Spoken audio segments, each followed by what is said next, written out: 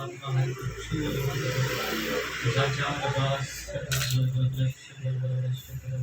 आत्मा अक्षु और तो राजा अब्बास प्रभु की आत्मा ने जब स्वर्ग में दिखाया, स्वर्ग में लेके गए, तो पहली बार जब मैं स्वर्ग में गया, अभी जब प्रभु लेके गए, तो आवाज मुझे आई।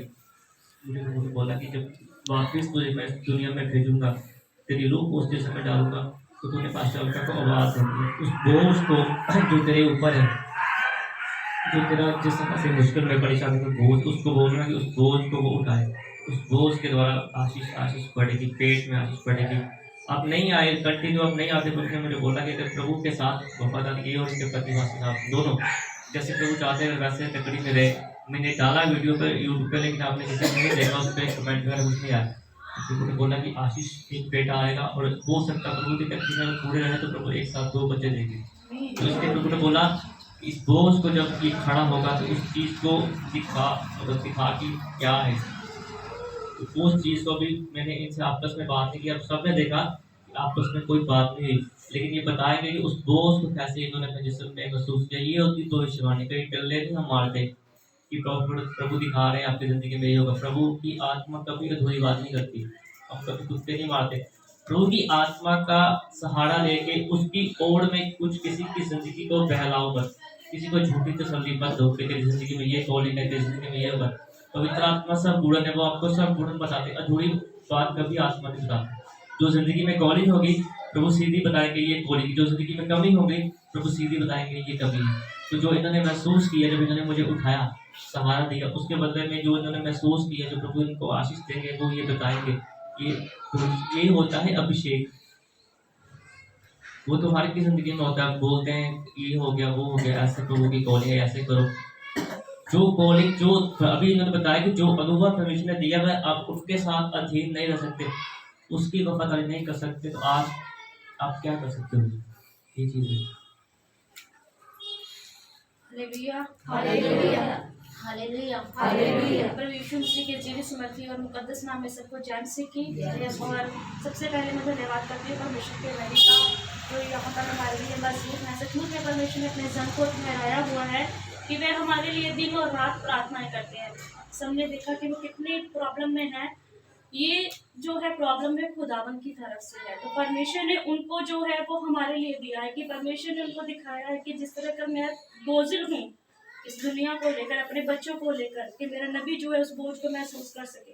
तो सचमुच में परमेश्वर का धन्यवाद करती हूँ और प्रॉफिट जी का भी धन्यवाद करती हूँ कि वो हमारे लिए दिन और रात प्रार्थनाएं करते हैं। तो जब मैं परमेश्वर के भवन में आई तो मैंने आकर के परमेश्वर के भवन में जब अपने आप को रखा, मैंने परमेश्वर से बोला कि परमेश्वर तेरी हजूरी में आप सही सलामत लेकर के आए।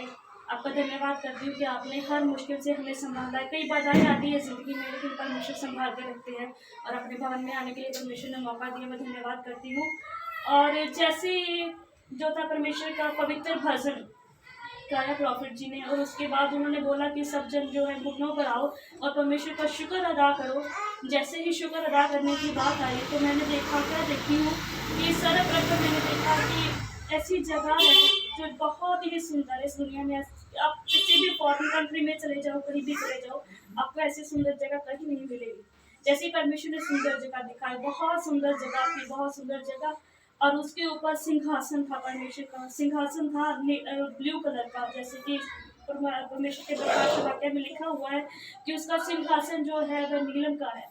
तो ऐसा ही सिंहासन परमेश्वर ने दिखाया और चारों तरफ जो से सिंहासन विराजमान थे, बहुत प्रकाश उनमें से निकल रहा था और निकलते निकलते वह प्रकाश जो था वो पृथ्वी पर आया। जैसे कि प्रॉफिट जी ने बताया कि परमेश्वर का आत्मा हमारे बीच में मौजूद है, वे हमसे बातचीत करना चाहते हैं। तो आप सब जन परमेश्वर की हजूरी में झुक जाएं और दंडवत करके के परमेश्वर की हजूरी में नमन होकर खुदावन से बातें करें। ऐसे ही हमने खुदावन से बातें करनी जब शुरू की तो परमेश्वर ने दिखाया, मुझे क्या दिखाया परमेश्वर ने, ये जो वेदी है, वेदी मैंने ऐसी वेदी पहले कभी नहीं देखी। मेरी जिंदगी का ये पहला एक्सपीरियंस है। मैंने ये देखा कि ये वेदी जो है ये पूरी ऐसे है जैसे पवित्र पवित्र पवित्र अति पवित्र जिसे बोलते हैं। मतलब खुदावन के वचन में लिखा कि हेम के बर्फ के समान श्वेत, एक होता है श्वेत, एक होता है हेम के बर्फ के समान श्वेत। तो वो चीज यहाँ पर मौजूद थी, खुदावन का वो अभिषेक मौजूद था। बर्फ ही बर्फ थी, हेम की बर्फ के समान श्वेत थी और चारों तरफ ऐसे परमेश्वर के जो थे बंदे थे, दूत सिंहासन लगे हुए थे, और परमेश्वर के नबी सिंहासन यहाँ पर भी आया, मौजूद हुआ। पिता परमेश्वर खुद उस पर विराजमान हुए, और उसके बाद उन्होंने अपने नबी को अपनी गोद में उठा लिया। सब बोले हालेलुया। जैसे ही उन्होंने अपने नबी को गोद में उठाया, खुदावन ने इनके सर के ऊपर अपना हाथ रखा, जैसे कि खुदावन के नबी बता रहे थे कि पवित्र आत्मा का हाथ आपके ऊपर आ रहा है, अब सब उसे स्पर्श कीजिए और महसूस कीजिए। तो ये चीज़ें सबसे पहले प्रॉफिट जी के ऊपर आई, प्रभु जी ने सबसे पहले इनके ऊपर स्पर्श किया और इनको अपनी आत्मा के अंदर मालीन कर लिया। मालीन मतलब खुदावन इनको अपने पास ले गए। जैसे ही खुदावन ले गए तो खुदावन ने इनको बहुत सारे जलाल के साथ भरा। जब ये यहाँ पर अपने पड़े हुए थे उस अवस्था में, तो परमेश्वर ने इनको शरीर को ढाक करके रखा था। मैंने देखा कि परमेश्वर के दूत जो थे वो चारों तरफ, जैसे हम थे, इनके चारों तरफ ऐसे मौजूद थे, और बहुत सारी बातें जो है परमेश्वर इनसे कर रहे थे। और जब धन्यवाद करती हूँ परमेश्वर का कि परमेश्वर, उसके बाद मैंने एक बहुत बड़ी बाइबल को देखा। जैसे वो बाइबल खोली, गोल्डन कलर की बाइबल थी, और उसमें वचन, बहुत सारे ऐसे वचन थे जो अभिषेकित वचन थे, खुदावन के नबियों के द्वारा तैयार किए गए वचन थे। वो बातें खुदावन जो थे, प्रभु पिता प्रधान पिता परमेश्वर, वो अपने नबी के साथ कर रहे थे, नबियों के बारे में बातें, उनकी आशीषों के बारे में बातें। तो ऐसे उर्दू के वर्ड्स आए, खुदावन माफ़ करें क्योंकि मैं उस लैंग्वेज को नहीं जानती, तो परमेश्वर से प्रार्थना करें कि परमेश्वर जब आप बात करते हो, जिस लैंग्वेज में बात करते हो, खुदावन आपका अभिषेक आए और हम आप उस बात को हमारी भाषा में साबित करें, ताकि हम आपकी आज्ञाओं को मान सकें। तो परमेश्वर से दिल से प्रार्थना करती है कि परमेश्वर उस चीज़ों को जो है वो बताए हमें, ताकि हम जान सके जो उर्दू लैंग्वेज में आया था। और बहुत सारी अग्नि थी वहाँ पर। और उसके बाद क्या हुआ कि जैसे प्रॉफिट जी ने बताया कि परमेश्वर ने बताया कि वो बोझ ऊपर लेना है, उससे पहले मैंने अपने पेट में एक तेज़ हलचल सी महसूस की, जैसे कोई चीज़ ऐसे खींच के ली जाती है, ऐसे मैंने ऐसे महसूस किया। तो परमेश्वर का धन्यवाद करती हूँ। और जैसे ही प्रॉफिट जी ने बताया कि मुझे उठाना है, आप सब चले जाओ, तो मैंने वेदी पर मेरी रूह कांप गई। जब मैं वेदी में इसलिए यहाँ पर थी कि परमेश्वर, हमसे बहुत सारे पाप हो जाते हैं, तेरी पवित्र वेदी पर हम चढ़ने के लायक हैं या नहीं जानते, खुदा हमें माफ़ कीजिएगा। तो जैसे मैं वहाँ पर बैठी तो मेरी रूह एकदम से कांप गई, मेरे शरीर पूरा मतलब पूरा ठंडा हो गया कि परमेश्वर तेरी वेदी कितनी अति पवित्र है। तो जैसे खुदावंत के नबी ने गले से लगाया, अब जो बोझ था वो मुझ पर आया, तो मैंने ऐसे महसूस किया कि जैसे पिता ने मुझे गले से लगाया, और मेरी रूह जो थी एकदम से ऐसे हो गई कि जैसे खुदावंत, जैसे मतलब बिछड़े हुए को बाप मिल जाए, ऐसे मैंने महसूस किया। परमेश्वर का धन्यवाद करती कि खुदावंत अपने नबी को अपनी आशीषों से भरते और लगातार ये आशीषें भरती चली जाएं। धन्यवाद प्रभु की आत्मा थोड़े दिन पहले या कुछ सप्ताह पहले प्रभु की आत्मा ने मुझे बताया कि अब जब बच्चा बड़ा होगा तो अब देखना उस चीज़ों को। प्रभु ने मुझे बोला कि आ रहे दोनों, प्रभु ने बोला कि जैसे इसकी कोख में बच्चा आएगा पास्टर जी, जो ये पास्टर है, तो देखो अनॉइंटिंग किस लेवल की परमेश्वर की, कैसे प्रभु अपने काम को लेते हैं, कैसे प्रभु अपना काम करते हैं। कि यहाँ पे खड़े होना हो पास्टर जी कोई आम बात नहीं है। हम बच्चों को मना करते हो, बोलते हैं खड्डे पे चलो, क्यों ताकते, क्यों करते। यहाँ तक पहुंचने के लिए मुझे पता कि मैंने क्या कुछ किया, अपनी जबानी को मैंने ऐसे निशावर कर दिया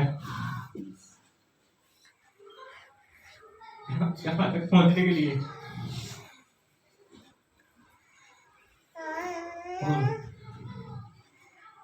जो नहीं चाहिए था करना, मैंने वो भी किया इस चीज तक, यहाँ तक आने के लिए, और सिर्फ इसी चीज के लिए कि प्रभु आपकी अनॉइंटिंग, आपका अभिषेक इस लेवल का हो जो किसी के पास ना हो। तो प्रभु की आत्मा ने छुआ और बरकत दिया, धन्यवाद प्रभु का। और प्रभु की आत्मा ने ऐसे मुझे बोला कि अभिषेक तू देखना कि अनॉइंटिंग का लेवल और अभिषेक का लेवल देखना किस ढंग का होगा। उन्होंने मुझे बोला कि आपने जो चीज़ खुदा से मांगी है, ये चीज़ इसलिए है कि जो चीज़ आपने खुदा से मांगी है, कि जो आशीष जो वरदान आपने मांगे हैं, कि उस चीज़ की परीक्षा है। अगर आप सबसे उत्तम आपको चाहिए तो आपको परीक्षा भी सबसे बड़ी देनी पड़ेगी। सबसे बड़ी कठिन चीज़ें आपको अपनी ज़िंदगी में, अपने जीवन में आपको बोझ को उठाना पड़ेगा और लेना पड़ेगा। तो क्योंकि वो अभिषेक के लेवल को उठाने के लिए कंधे वैसे चाहिए, वो जिस्म ऐसे चाहिए, वो बोझ ऐसे चाहिए, वो आपका दिल ऐसे चाहिए कि आज जिस हालात में मैं हूँ, कल को लोग प्रार्थना कराने के लिए आए तो अपने दिन याद आए कि कैसे मैं बाइस की तरह सहारा लेके उठता था, सहारा लेके करता था। तो मैं जल्दी खत्म करूंगा बोलूंगा, प्रभु जी की आत्मा ने मुझे बोला जब बच्चा आएगा तो वो बच्चा दुनिया के सामने आपके नाम का होगा, लेकिन जब वो बच्चा बढ़ेगा, जब जब उसके ऊपर अभिषेक आएगा, अनॉइंटिंग आएगी, आपके चर्च में वो रहेगा, लेकिन उसका ध्यान मेरी ओर होगा। उसका जो मेरे ऊपर ग्रेस है, वो